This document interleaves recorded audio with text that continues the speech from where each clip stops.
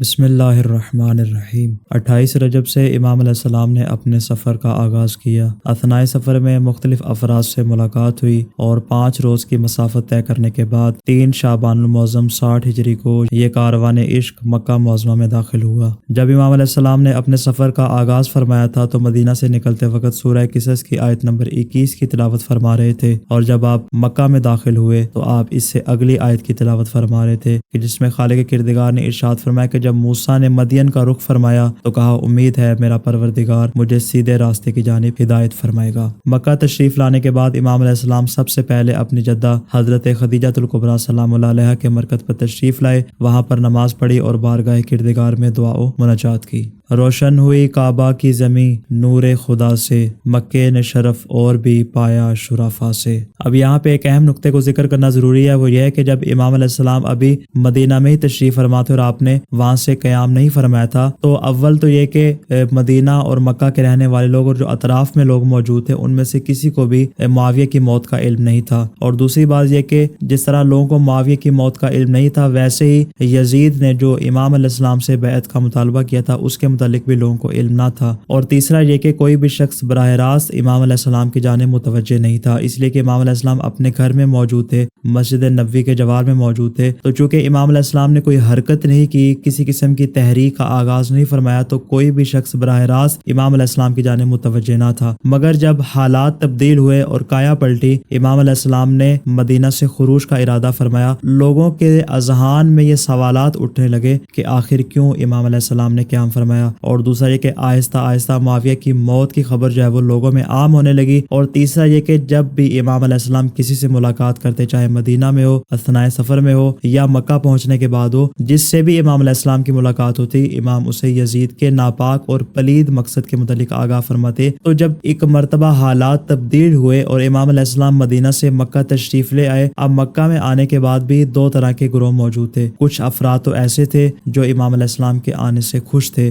مگر کچھ افراد ایسے تھے جو امام کے آنے سے کسی بھی طور راضی نہ تھے اور ان کو وجود امام ناگوار گزرتا تھا۔ انشاءاللہ اس کی آگے تفصیل بیان کریں گے کہ وہ کون سے لوگ تھے کہ جن کو مکہ میں امام کا آنا پسند نہ تھا۔ تو کلی طور پر مکہ میں 2 طرح کے گروہ وجود میں آ گئے، اور ان میں اکثریت ان افراد کی تھی جو بنی امیہ کے مظالم سے تنگ تھے اور ان کو ایک پناہ گاہ اور ٹھکانے کی تلاش تھی کہ جو انہیں امام علیہ السلام کی صورت میں ایک عظیم پناہ گاہ ملی، لہٰذا وہ لوگ آپ کی پشت پناہی اور آپ کی مدد و نصرت کے لیے ہمتاً مصروف ہو گئے۔ مگر دوسری جانب سے وہ گروہ تھا جو بنی امیہ کا حامی بھی تھا اور محامی بھی تھا، یعنی ان کا دفاع بھی کر رہا تھا، اور وہ نہیں چاہتا تھا کہ امام علیہ السلام مکہ میں موجود رہیں، اور وہ کسی بھی طور یہ نہیں چاہتے تھے کہ امام علیہ السلام کی یہ تحریک بلند ہو، اور وہ یہ بارہا کوشش کر رہے تھے کہ امام کی اس انقلاب اور حریت کی آواز کو جتنا زیادہ ہو سکے دبایا جا سکے۔ یہ تو تھے شہر مکہ کے حالات۔ اب تھوڑا سا میرے ساتھ واپس چلیے اس شہر مدینہ کی جانب کے جہاں سے امام علیہ السلام نے اپنی تحریک کا آغاز فرمایا تھا، یعنی یہ جو رد عمل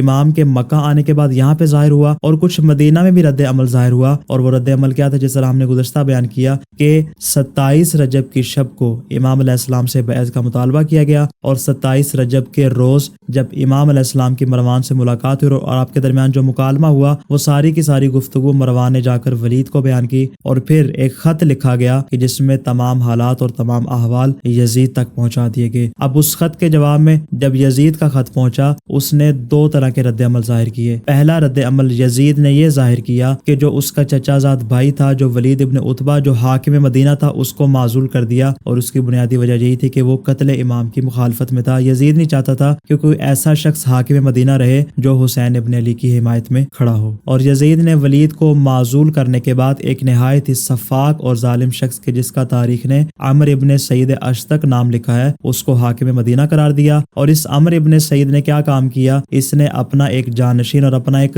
خاص نمائندہ مقرر کیا کہ جس کا نام تھا عمر ابن زبیر، جو کہ عبداللہ ابن زبیر کا بھائی تھا۔ اب یہ ظالم و سفاک شخص، اس کا نمائندہ بھی اسی طبیعت کا آدمی تھا۔ اس نے شہر مدینہ کے اندر کیا کام کیا؟ اس نے جو شہر کی مشہور ترین شخصیات تھی ان کو گرفتار کرنا شروع کر دیا، کہ جس میں صحابی رسول حضرت عمار یاسر کے بیٹے اور اس کے علاوہ عبداللہ ابن زبیر کا جو سب سے چھوٹا بھائی تھا منذر ابن زبیر، اس کو اور اس کے بیٹے کو گرفتار کر لیا، اور اس نے حکم دیا کہ ان افراد کو روزانہ 40 سے 80 کوڑے لگائے جائیں۔ اس طرح اس نے شہر مدینہ کے اندر امن کی فضا کو خراب کیا اور با اثر افراد کو گرفتار کر کے مرعوب کرنے کی کوشش کی۔ اسی کے ساتھ اسی عمر ابن زبیر زبیر نے اپنے بھائی عبداللہ ابن زبیر کی گرفتاری کا انتظام بھی شروع کر دیا اور اس کی تلاش شروع کر دی، اور یہ اسی کوشش میں تھا کہ جلد از جلد اپنے بھائی عبداللہ ابن زبیر کو گرفتار کر کے یزید کے حوالے کر دیا جائے۔ یہ تو تھا یزید کا پہلا رد عمل جو مدینہ میں ظاہر ہوا، اور یزید کا جو دوسرا رد عمل تھا وہ شہر مکہ میں ظاہر ہوا کہ جس طرح اس نے ایک خط مدینہ کی جانب روانہ کیا، اسی طرح اس نے ایک دوسرا خط مکہ کی جانب بھی روانہ کیا، اور وہ خط اس نے عبداللہ ابن عباس کو لکھا۔ اس خط میں اس نے تحریر کیا کہ اے ابن عباس، تمہارے چچا زاد حسین اور دشمن خدا عبداللہ ابن زبیر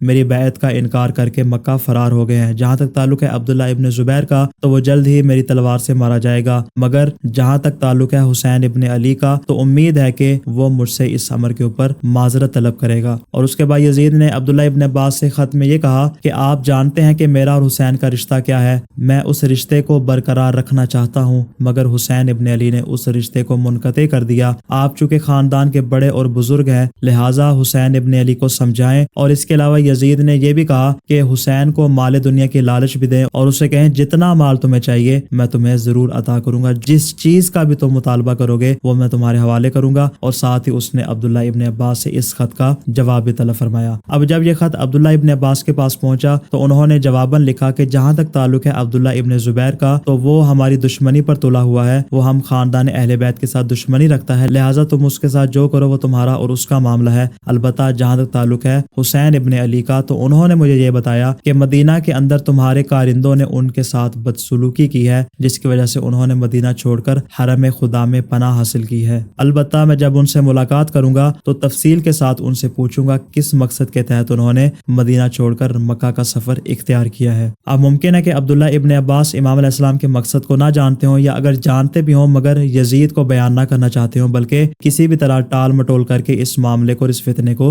روکنا چاہتے ہوں۔ لہذا اس طرح سے عبداللہ ابن عباس نے یزید کو خط لکھا اور اس فتنے کی آگ کو بجھانے کی ممکنہ کوشش کی۔ اب امام علیہ السلام مکہ میں تشریف لا چکے، مدینہ کے اندر یزید کا رد عمل ظاہر ہو چکا اور مکہ کے اندر بھی یزید کا رد عمل ظاہر ہو چکا، مگر امام علیہ السلام کے وجود سے جو خود مکہ کے اندر حالات تبدیل ہوئے اس میں کون کون سی تبدیلیاں آئیں اور وہ کون سے افراد تھے جو امام کے وجود ذی جود سے پریشان تھے اور نالاں تھے، اور وہ چاہتے تھے کہ جلد از جلد امام مکہ چھوڑ کر کسی اور شہر میں چلے جائیں تاکہ مکہ میں ہماری حکومت کی راہ ہموار ہو جائے۔ ان افراد کی تفصیل انشاءاللہ ہم اگلی ایپیسوڈ میں بیان کریں گے۔ السلام علی الحسین وعلی علی ابن الحسین وعلی اولاد الحسین وعلی اصحاب الحسین۔